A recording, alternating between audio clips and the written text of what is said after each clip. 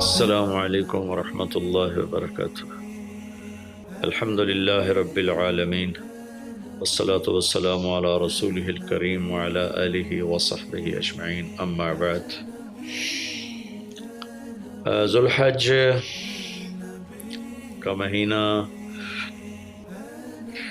ہمارے مبارک مہینوں میں سے ایک مہینہ ہے کہ اس میں اللہ تعالیٰ نے حج اور قربانی، یہ دو بڑے عمل اس میں جمع فرمائے ہیں۔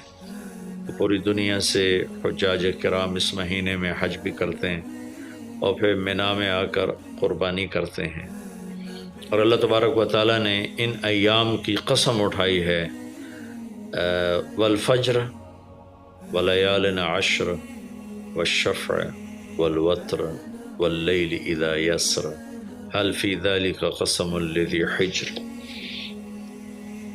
اور کسی دن کی قسم اللہ نے ایسے نہیں اٹھائی، خاص کر اللہ کو عید کے دن کی قسم اٹھائے، یا جمعے کی قسم اٹھائے، یا لیلۃ القدر کی قسم اٹھائے، انا انزلناہ فی لیلۃ القدر وما ادراک ما لیلۃ القدر، یہ گفتگو فرمائی، خبر دی۔ لیکن والفجر، مجھے قسم ہے فجر کی، اس سے مراد 10 تاریخ کی صبح، جو 9 کا دن گزار کے حج کا دن ہوتا ہے، اور وہ گزار کے جب 10 کی صبح یعنی قربانی کی جو صبح ہے، اللہ نے والفجر اس کی قسم اٹھائی۔ پھر ولیال عشر، یکم سے 10 ذو الحج کی جو راتیں ہیں ان کی قسم اٹھائی۔ والشفع، یہ 10 کے دن کی قسم اٹھائی۔ والوتر، اور یہ اللہ تعالیٰ نے 9 تاریخ کی قسم اٹھائی۔ واللیل اذا یسر، اور یہ 9 اور 10 کی درمیانی رات کی اللہ تعالیٰ نے قسم اٹھائی۔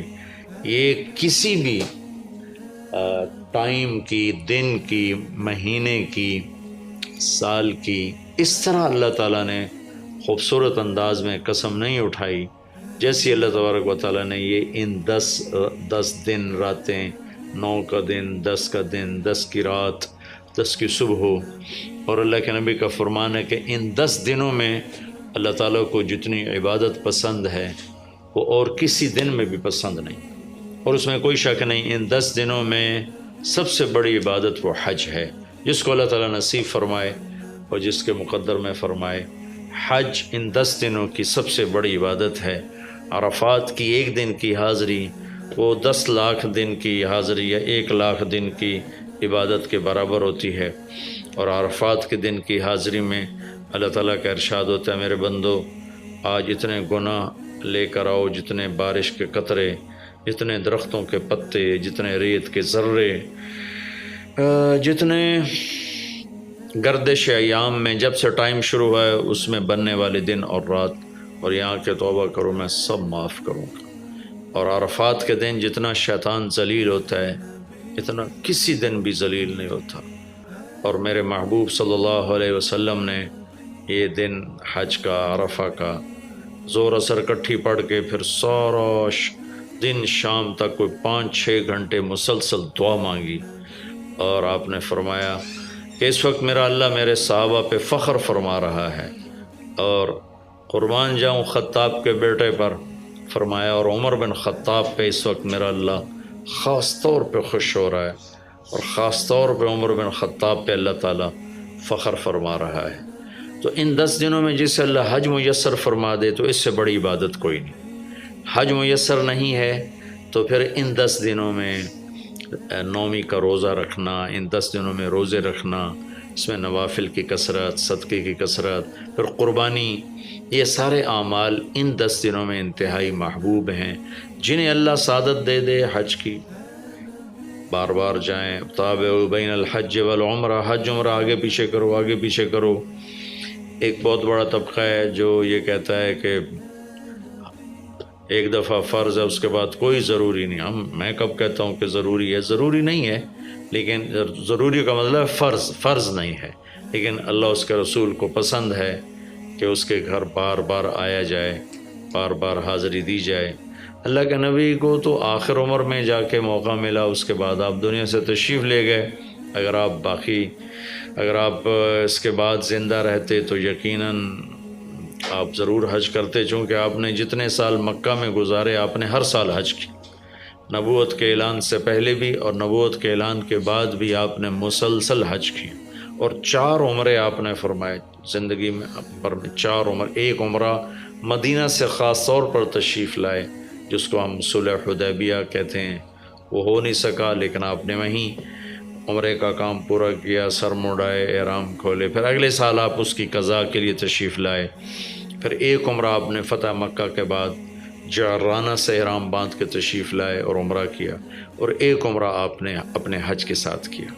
صدیقی دور میں پہلا سال جنگوں میں گزر گیا، دوسرے سال صدیق اکبر اپنے پورے ساتھیوں کے ساتھ حج پہ تشریف لائے۔ فاروقی دور میں عمر بن خطاب رضی اللہ تعالیٰ 10 سال حکومت کی، 10 سال حج کیا، ہر سال حج پہ تشریف لائے۔ عثمان رضی اللہ تعالیٰ عنہ نے اپنی خلافت کے دور میں جب تک امن رہا ہر سال حج کرتے رہے، جب فساد شروع ہوا تو آپ رکے، اس میں شہید ہو گئے۔ علی رضی اللہ تعالیٰ عنہ کو موقع نہیں ملا، جنگوں میں زندگی گزر گئی، اور اسی میں آپ اللہ پاک کی بارگاہ میں پہنچ گئے۔ تو لیکن باقی 3 ساتھیوں کی خلافت کے دور میں آپ نے بکثرت حج اور عمرے کیے۔ تو دین کے کسی عمل کو یوں کہہ کر ہلکا نہیں بنانا چاہیے کہ اس کی کیا ضرورت ہے، اتنا پیسہ خرچ کرتے ہیں، اس کی کیا ضرورت ہے، کسی غریب کو دے دیا جائے۔ یہ اس طرح تقابل نہیں کرنا چاہیے کہ اللہ کے گھر کی حاضری کو اتنا ہلکا نہیں سمجھنا چاہیے۔ میرا اللہ بلائے تو بار بار جانا چاہیے، اور جس کو اللہ توفیق دے عمرے پہ جائے، حج پہ جائے۔ ہاں، غریبوں پر بھی خرچ کرے، اپنے رشتہ داروں پر خرچ کرے، ضرورت مندوں پر خرچ کرے، لیکن اللہ کے فضل سے امید ہے جو اس طرح اللہ کے گھر جانے پر خرچ کرتے ہیں تو اپنے اللہ کے فضل سے غریبوں پر بھی خرچ کرتے ہیں۔ اس کو آپس میں یوں اس کا مقابلہ نہیں کرنا چاہیے، چیز اللہ کو پسند نہیں ہے۔ شہنشاہ کے، دنیا کے سب سے بڑے بادشاہ کے دربار میں حاضری کو ہم اتنا ہلکا نہ سمجھیں، بہت بڑی سعادت ہے۔ حضرت امام حسن کی سنا دیتا ہوں۔ امام حسن رضی اللہ تعالی عنہ نے 20 حج پیدل کیے، مدینہ سے پیدل تشریف لاتے تھے اور حج فرماتے تھے۔ 20 حج، یہ تو اہل بیت کیا جگر گوشہ رسول ہیں اور جگر اہل بیت ہیں، تو 20 حج فرمایا آپ نے، پیدل فرمائے، مدینہ سے تشریف لائے مکہ پیدل۔ ایسے امام حسین رضی اللہ عنہ نے بھی کئی حج پیدل مجھے ان کا عدد یاد نہیں، امام حسن کا مجھے یاد ہے 20 حج پیدل کے، اور اللہ کے نیک بندوں نے برس ہا برس اللہ کی بارگاہ میں پیدل حاضریاں دی ہیں۔ تو ان 10 دنوں میں عبادت کا ذوق بڑھنا چاہیے، نوافل بڑھائے جائیں، ذکر بڑھائے جائے، تلاوت بڑھائی جائے، ہمت ہو تو روزے رکھے جائیں، خاص طور پہ 9 تاریخ کا روزہ، پچھلے سال کے سارے گناہ معاف ہو جاتے ہیں ایک دن کا جو روزہ ہے۔ پھر اس کا دوسرا جو بڑا عمل ہے وہ قربانی ہے، اور یہ قربانی آدم علیہ السلام سے چلی آ رہی۔ وَاتْلُ عَلَيْهِمْ نَبَأَ ابْنَيْ آدَمَ بِالْحَقِّ إِذْ قَرَّبَا قُرْبَانًا فَتُقُبِّلَ مِنْ أَحَدِهِمَا وَلَمْ يُتَقَبَّلْ مِنَ الْآخَرِ۔ اس قربانی کی بنیاد تو آدم علیہ السلام سے پڑی ہے، لیکن ہمیں جو حکم ملا وہ سنت ابیکم ابراہیم، وہ ابراہیم علیہ السلام کی سنت ہے قربانی۔ ایک بہت خوبصورت قصہ ہے اور بہت عجیب و غریب قصہ ہے کہ اللہ پر سب کچھ لگا دینا۔ ایک شخص کو اولاد کے لیے دعا مانگتے مانگتے مانگتے کچھ 60 برس گزر گئے، 65 برس گزر گئے۔ رب ہب لی من الصالحین، یا اللہ مجھے نیک اولاد دے دے، نیک اولاد دے دے۔ نیک اولاد میری 84 سال کی عمر میں، اللہ نے 84 سال کی عمر میں بیٹا دیا۔ بڑھاپے کی اولاد تو دل پکڑ لیتی، اور ابھی چند دن نہیں گزرے تھے کہ اللہ نے کہا جاؤ اسے چھوڑ کے آؤ۔ یہ کہاں چھوڑ کے آؤں؟ کہ جبریل آئے گا تمہیں راستہ بتائے گا۔ تو جبریل انسانی شکل میں آئے وہ براق کی طرح نہیں یہ سفر ہوا کہ ایک دم میں پہنچا دیا، بلکہ جبریل انسانی شکل میں آئے، اونٹنی پر سوار ہو کر ابراہیم علیہ السلام دوسری اونٹنی پر، بچہ اور بیگم، اور ان کو فلسطین سے چلایا، اور چلاتے چلاتے چلاتے چلاتے جب مکے کے کالے پہاڑ آ گئے جہاں کچھ بھی نہیں ہے، نہ پانی نہ سایہ، کہ یہاں چھوڑ دو، بیت اللہ ٹیلا تھا اس وقت، یہاں چھوڑ دو۔ تو ابراہیم علیہ السلام جو آگ میں ڈلتے ہوئے نہیں گھبرائے، یہ بات سنی تو گھبرا کر کہنے لگے یہاں کیسے چھوڑ دوں، یہاں تو کچھ بھی نہیں ہے۔ تو جبریل نے کہا جی آپ کے اللہ کی منشا ہے کہ اس بچے کو یہیں چھوڑ دیا جائے، تو انہیں وہیں چھوڑا اور واپس چل دیا۔ اور حضرت ہاجرہ حیران پریشان ہو گئی کہ کہاں چھوڑ کے جا رہے ہو، کیوں چھوڑ کے جا رہے ہو، جواب ہی نہیں دے رہے۔ 3 میل ان کے ساتھ چلتے رہے، وہ جواب ہی نہیں دے رہے۔ 3 میل کے بعد ان کو یاد آئی یہ تو اللہ کے نبی ہیں۔ اللہ امرک، ابراہیم کا یہ اللہ کا حکم ہے؟ کہاں اللہ کا حکم، اذن لن یضیعنا اللہ، جاؤ پھر اللہ مجھے ضائع نہیں کرے گا۔ اس طرح بنیاد رکھی، بچے کو ایسے جنگل میں چھوڑا۔ جب وہ بڑے ہو گئے تب حکم آیا جاؤ ذبح کرو۔ تو اب آپ کی عمر ہو چکی ہے کوئی 92 سال یا 94 سال، 90 پلس ہے، 100%۔ فلسطین سے چلے مکہ جا رہے ہیں، کیا کرنے جا رہے ہیں؟ بچہ ذبح کرنے جا رہے ہیں، کوئی مرغی اور بکرا ذبح کرنے نہیں جا رہے ہیں۔ پھر ان کو تیار کرا کے مینا کی وادی میں لا کر کہنے لگے بیٹا اللہ کا حکم ہے تمہیں ذبح کر دو۔ تو بیٹے نے کہا یا ابت افعل، تو آپ کر دیں جو کرنا ہے۔ ابراہیم علیہ السلام کہنے لگے تو یہ خبر بھی ہے میں کیا کہہ رہا ہوں؟ کہ جی مجھے پتہ ہے، آپ کہہ رہے ہیں مجھے ذبح ہونا ہے، تو آپ کے بدلے میں مجھے اللہ ملے گا، وہ آپ سے بہتر ہے، اور دنیا کے بدلے میں جنت ملے گی، وہ دنیا سے بہتر ہے۔ پھر معصوم بچے نے کہا ابا میرے ہاتھ باندھنا، تو مجھے الٹا لٹانا، اور پھر فرمایا کہ مجھے اپنا کرتا اتارا اور کہا کہ یہ میری اماں کو دے دینا، میری نشانی رہے گا، اور آپ اپنے کرتے میں مجھے کفن دے کے ادھر دفن کر دینا۔ تو ان کے ہاتھ باندھے، پاؤں باندھے، الٹا لٹایا، اپنا گھٹنا رکھا ان کی کمر پر، ان کے سر کے بال اٹھائے اور تھوڑا سا اوپر کر کے نیچے چھری چلانے کے لیے، ایک ہاتھ میں بال تھے ایک ہاتھ میں چھری تھی، اور یوں آسمان کو دیکھا کہ اللہ تو مجھ سے ناراض ہو گیا ہے کہ اسماعیل کی محبت نے میرے دل میں جگہ پکڑ لی ہے۔ نہیں میرے مالک، میرے دل میں تیرے سوا کچھ نہیں ہے، اگر میرا کوئی امتحان ہے تو پاس کر دے،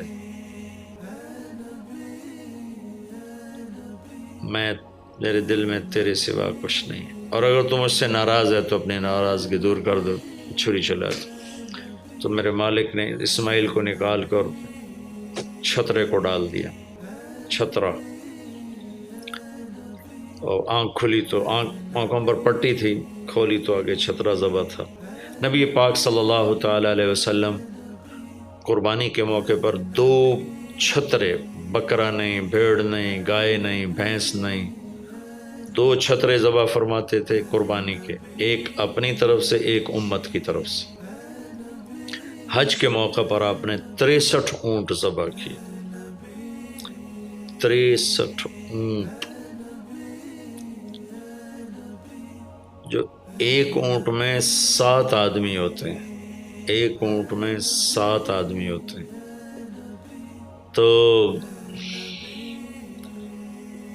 کچھ 441 قربانیاں آپ نے کی اپنی طرف سے، اور مالداروں کو پیغام دیا کہ قربانی خوب کرو۔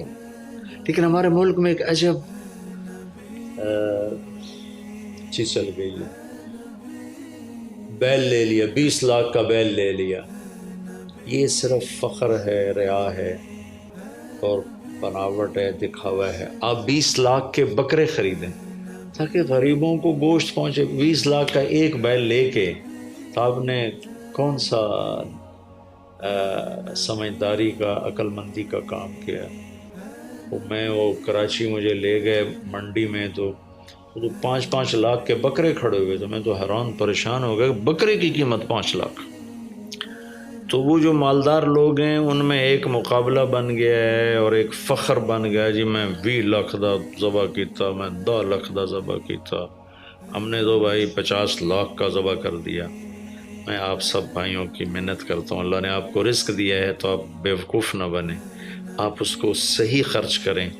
آپ 20 لاکھ کے جانور خریدیں، 20 لاکھ کے آپ بکرے لے لیں، 20 لاکھ کے آپ عام درجے کی گائے لے لیں، آپ بھیڑے لے لیں، آپ اونٹ لے لیں، بیل لے لیں، 20 لاکھ کے بیل لے لیں، تو کتنی بڑی قربانی ہوگی اور کتنے غریبوں تک وہ کھانا جائے گا۔ 20 لاکھ کا ایک بیل لے کر آپ نے کیا کمایا؟